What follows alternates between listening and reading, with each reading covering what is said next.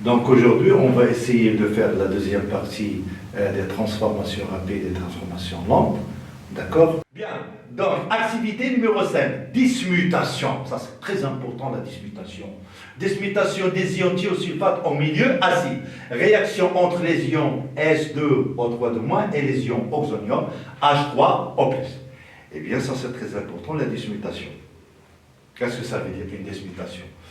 Donc, dans un bécher, on verse 20 ml d'une solution de thiosulfate, c'est ça le thiosulfate de sodium, Na plus H2SO3, de concentration C, on lui ajoute 20 ml d'une solution d'acide chlorhydrique, H3O+, c'est N-.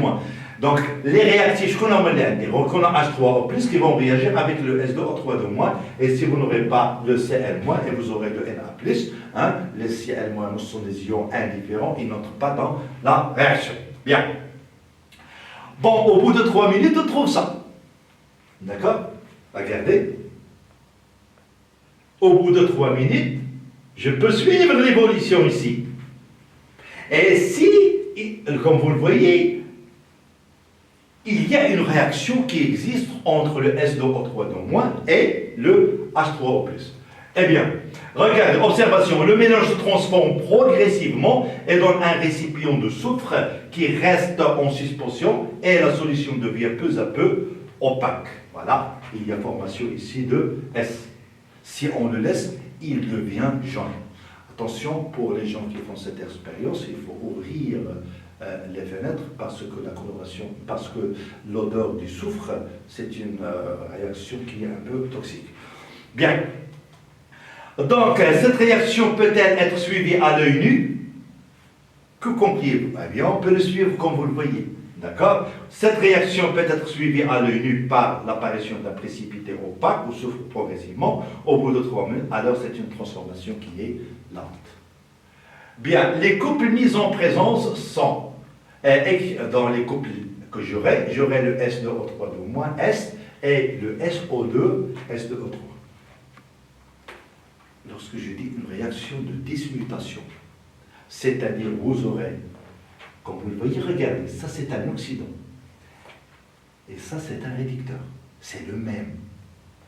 Le S2O3- c'est l'oxydant dans ce couple. Et ici, vous aurez le S2O3, c'est lui-même, c'est-à-dire la même réaction. Donc la réaction de dismutation, il se fait avec le même réactif. D'accord? Et il y a formation du soufre et la formation de SO2. Bon, donc on va prendre la première. Vous aurez dans le premier couple S2O3-. Quel est le réactif ici? C'est le S2O3-. Le H+, c'est quoi? Le H+, en milieu acide, parce qu'on a déjà dit dès le départ qu'il y a réagi avec le H3O+, Cl-, l'acide chlorhydrique. Bien, lorsque vous équilibrez vos équations, vous trouvez ça. Donc, S2, 2S, et si vous aurez l'oxygène, vous aurez 3, et si vous aurez 3, l'hydrogène, vous aurez 6, et vous aurez 6. De point de vue atome, l'équation est équilibrée. Deuxième cas, point de vue sage, j'aurai moins 2 plus 6, moins 4. Vous aurez moins 4, moins 2C, moins 6, plus 6, 0. Et ici, vous aurez 0. Ça, c'est la première équation. Mais regardez, ça, c'était l'oxydant. Il va réagir avec quoi? Le réactif. C'est-à-dire que je vais prendre dès le départ le lui-même, il va prendre ça. Je vais prendre ça ici dès le départ. Voilà. C'est le même. Donc j'aurai C, le réducteur. Le réducteur, il va vous donner l'oxydant plus N électrons. On va équilibrer, l'équation est équilibrée. Vous aurez ici 4 électrons. On simplifie 4 électrons avec 4 électrons. Et comme vous le voyez, celui-là, il va réagir avec celui-là. Une réaction de dismutation. Donc on va faire la somme des deux. Voilà. On va essayer d'éliminer 4 électrons avec 4 électrons. Et vous aurez S2O3- plus 2H+, qui va vous donner, bien sûr, le soufre, plus le SO2, plus le H2O. Donc vous aurez ici le soufre, qui va vous donner S2O3, qui va vous donner le soufre, et ici, qui va vous donner le SO2-. Donc ça, c'est une réaction de dismutation. Donc on a d'autres réactions de dismutation avec l'iode, par exemple. I2, IO3- et I-. Donc ça, vous le verrez dans des exercices. Bien, cette réaction de dismutation qui se trouve ici. Bien, donc la dismutation ou auto, c'est-à-dire lui-même, autoréduction, auto-oxydation est une réaction au cours de laquelle une espèce chimique joue à la fois le rôle de l'oxydant et du réducteur, c'est l'ion thiosulfate, les S2O3 donc. Bien. Définition, transformation lente. Au cours, transformation lente, c'est une transformation dont l'évolution peut être suivie à l'œil nu ou avec les appareils de mesure courant pendant quelques secondes, minutes, heures, donc vous aurez à la fin de l'année une réaction d'un acide avec un alcool. C'est une réaction qui va vous donner un ester plus l'eau. C'est une réaction qui est lente, qui possède 150 heures. C'est une réaction qui est très lente. Bien. Donc, troisièmement, trois techniques de suivi des réactions chimiques. Et ça, c'est très important. Hein? Donc, il y a plusieurs techniques pour suivre l'évolution d'une réaction chimique. J'aurai par exemple ici les méthodes physiques et les méthodes chimiques. Pour les méthodes physiques, suivi de transformation lente, donc vous aurez conductimétrie. Donc pour les milieux réactionnels contenant des ions. Ensuite vous avez pH-métrie, c'est-à-dire où je peux suivre l'évolution en fonction du pH, en fonction par exemple du volume versé. Bien, mesure de volume ou de pression lorsqu'un gaz est mis en jeu. Ensuite, méthode chimique, donc de suivi d'une transformation lente. Eh bien, vous aurez par exemple réaction de dosage. Bon, maintenant, le cours d'aujourd'hui, on va s'intéresser aux facteurs cinétiques. Lorsque je dis facteurs cinétiques, c'est-à-dire au cours de cette réaction lente, quels sont les facteurs qui permettent d'accélérer ou de ralentir la formation ou bien la disparition d'un corps. Ça, on appelle les facteurs cinétiques. Bien, définition.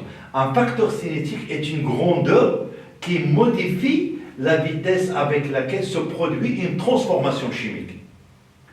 La durée de l'évolution d'une réaction, telle que la température, la concentration, la pression, etc. etc. Bien. Maintenant, quatrièmement, l'influence de la température. Maintenant, on va commencer par la température. Ça veut dire quoi? Ça veut dire au cours d'une transformation lente, est-ce que la température est un facteur d'équilibre? C'est-à-dire, est-ce qu'il permet d'accélérer ou de ralentir la formation ou la disparition d'un corps au cours d'une réaction? D'accord? Bien. On va prendre ici l'activité numéro 6. Eh bien, je vais prendre ici, verser dans deux tubes à essai, 1 et 2, 10 ml d'une solution d'acide oxalique, H2C2, O4 de concentration connue, 0,5 mol par litre. On ajoute 3 ml d'une solution acidifiée de permanganate de potassium, K+, MnO4-. Et comme vous le voyez pour le K+, MnO4- acidifié, c'est-à-dire on a déjà équilibré avec les protons H+, c'est-à-dire vous aurez MnO4- plus 8, H+, plus 5 électrons, qui va vous donner Mn2+, plus 4 H2O. Ça, c'est à prendre par cœur. Bien. Dans chacun des tubes, laissez le tube 1 à une température ordinaire 20 degrés Celsius et portez le tube numéro 2 à 40 degrés à l'aide d'un bain marin. Bon, regardez, ici vous aurez, dès le départ, vous aurez une solution de K+, MnO4-. Regardez cette coloration-là. Le MnO4-, il possède une coloration violette, c'est-à-dire le MnO4-, caractérisé par la présence des ions MnO4-, la coloration violette. Bien. Ça, je vais l'appeler le Bécher 1 et le Bécher 2. Donc le 1, comme vous le voyez, on laisse le tube à température ordinaire. Ça, c'est la température T1 égale à 20 degrés Celsius. Et ici, le deuxième, on vient de le chauffer et la température va passer de 20 degrés à 40 degrés. Qu'est-ce que vous observez? Ça, c'est une transformation. Et ça, c'est une disparition de la même couleur dès le départ. Regardez, il était violet. Maintenant, il y a la disparition de la couleur, ici, violette. Donc, la température, lorsqu'on augmente la température, le tube, lorsqu'on augmente la température, et vous voyez ici qu'il y a disparition de MnO4-. Donc ici, une durée qui est très courte ici, l'augmentation de la température va vous modifier le système. D'accord? Ici, à 20 degrés, il vous reste toujours la même couleur, mais ici, lorsque je vous montre la température, la vitesse de disparition de MnO4- se fait dans un certain temps très bref. Bien, exploitation, qu'observez-vous, quelle conclusion peut-on tirer? Eh bien, dans le Bécher 1, la coloration persiste plusieurs minutes, tandis que dans le Bécher 2, il disparaît plus rapidement. D'accord? Donc à ce moment-là, on vous demande d'écrire les demi-équations d'oxydoréduction correspondantes et en déduire l'équation de la réaction. Bon, quels sont les couples qui vont intervenir ici? Les couples qui sont mis en jeu, vous aurez CO2, H2CO4 et MnO4- Mn de plus. Quels sont les réactifs? Eh bien, le réactif ici, c'est MnO4-, c'est un oxydant. Il va réagir avec l'acide oxalique qui se trouve en bas. Donc ça c'est un oxydant, ça c'est un réducteur, ça c'est un oxydant, ça c'est un réducteur. Les réactions qui peuvent être entre l'oxydant 2 et le réducteur, l'oxydant 2 et l'oxydant 2 et le réducteur 1. Eh bien, la première demi-équation, elle est connue pour le MnO4- Mn de plus en milieu acide, c'est-à-dire on vient d'acidifier avec le H+. Pour le deuxième, on va mettre ici, ça c'est un oxydant, le réducteur, il va être ici à gauche. Pourquoi? Parce que les réactifs qu'on vient de faire, les réactifs, ils se trouvent tous à gauche. Bon, H2CO4 qui va vous donner 2CO2 plus 2H+, plus 2 électrons. Bien, donc vous aurez ici 2 électrons, ici 5 électrons. Pour éliminer, je dois multiplier ça par 2 et je dois multiplier ça par 5. Voilà, je multiplie ça par 2 et le deuxième, je vais multiplier par 5. Donc vous aurez 2 fois 5, c'est 10. Et si vous aurez 5 fois 2, c'est 10. On élimine les électrons. Bien, de point de vue hydrogène, j'aurai ici 2 fois 8, c'est 16 à gauche, et vous aurez 5 fois 2, c'est 10. Donc vous aurez des H+, qui se trouvent à droite. Eh bien, vous aurez ici, je répète, 2 fois 8, c'est 16, d'accord? Et ici, vous aurez 5 fois 2, c'est 10. Donc 16 moins 10, il vous reste ici 6. Donc je viens de multiplier ici par le 2, je viens de multiplier ici par le 5. Le 6, c'est la différence entre le premier et le deuxième. Je vais multiplier ici par le 2, et ici, je vais multiplier ici par le 2. Vous obtenez 8, et vous aurez CO2 elle-même, je vais multiplier par 5, vous aurez 10. Donc ça, c'est l'équation de la réaction qui existe entre l'acide oxalique et le MnO4-. Et comme vous le voyez, la température ici, c'est un facteur d'équilibre. Bien. Conclusion, plus la température du milieu réactionnel est élevée, plus la durée de la transformation chimique est courte. Ici, la transformation qui se fait ici, c'est quoi? C'est la disparition des ions MnO4-. Donc parfois, on aura une formation ou parfois on aura une disparition. Ici, on aura une disparition. Et par conséquent, plus la réaction est accélérée. Bien. Bon, influence de la concentration. Donc, je vais prendre ici maintenant la concentration. Est-ce que la concentration elle-même est un facteur d'équilibre, comme le cas de la température? Eh bien, donc on va prendre l'activité. Donc on fait l'expérience du paragraphe précédent de 3, activité numéro 4. Voilà, l'équation de la réaction. On vient de prendre ici H2O2 avec le Ki, l'eau oxygénée avec le I-, et il y a formation de l'iode. On a déjà vu que l'iode, il est caractérisé par la coloration brune. C'est-à-dire, on va suivre dans notre cas l'évolution ou bien la formation de l'iode. Dans le premier exemple, l'influence de la température, la disparition de quoi? La disparition de MnO4-. D'accord? Ici, donc on va voir l'influence de la concentration. Eh bien, regardez ici. J'aurai, comme vous le voyez en noir, H2O2, hein, ils possèdent la même concentration, tous, ils possèdent la même concentration 10 à la puissance moins 2. Bon, qu'est-ce que je ferai dans mon expérience? Dès le départ, qu'est-ce que je ferai? Eh bien, je vais prendre H2O2, hein, de concentration 10-2, et je vais le distribuer sur 3 tubes ASC. H2O2, il est incolore. C'est-à-dire, dès le départ, qu'est-ce que j'aurai? J'aurai 3 béchères, c'est comme si je viens de mettre de l'eau. L'eau oxygénée, il ne possède pas de coloration. D'accord? Bien. Et je vais prendre ici l'iode, 3 concentrations qui sont tout à fait différentes. Le premier, 10-1, le deuxième, 4, 10-1, et le troisième, 8, 10-1. C'est-à-dire, ici, vous aurez 0,1, 0,4, 0,8. C'est-à-dire 3 concentrations différentes. Eh bien, comme vous le voyez ici, hein, regardez. Donc, on peut suivre. C'est-à-dire, ici, vous aurez les concentrations qui sont tout à fait différentes de I-, mais celui de H2O2, il est constant dans les 3 béchères. Bien, exploitation. Quel est le réactif dont l'influence de la concentration est étudiée dans cette série d'expériences? C'est clair, c'est l'iode. L'iode, les ions iodure. Le réactif qui permet d'étudier l'influence de la concentration initiale, c'est l'ion iodure, c'est-à-dire I-. Bien. Conclusion. Plus la concentration initiale des réactifs est grande, plus la durée de la transformation chimique est courte, et par conséquent, plus la réaction est rapide. Donc la réaction rapide, elle est là.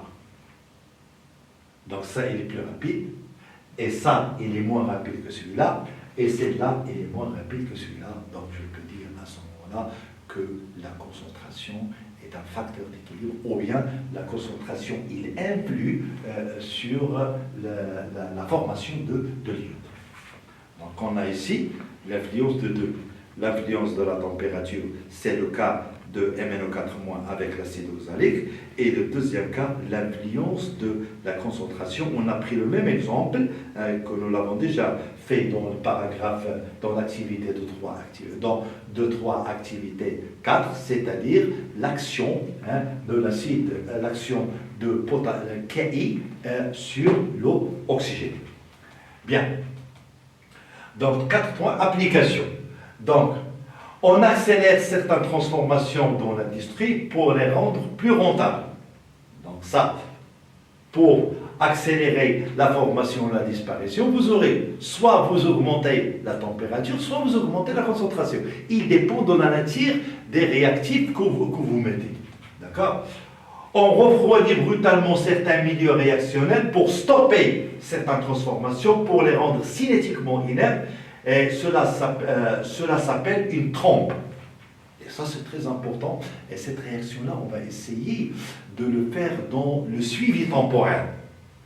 Donc, au moment où j'aurai une réaction, je vais arrêter la réaction. Qu'est-ce que je ferai?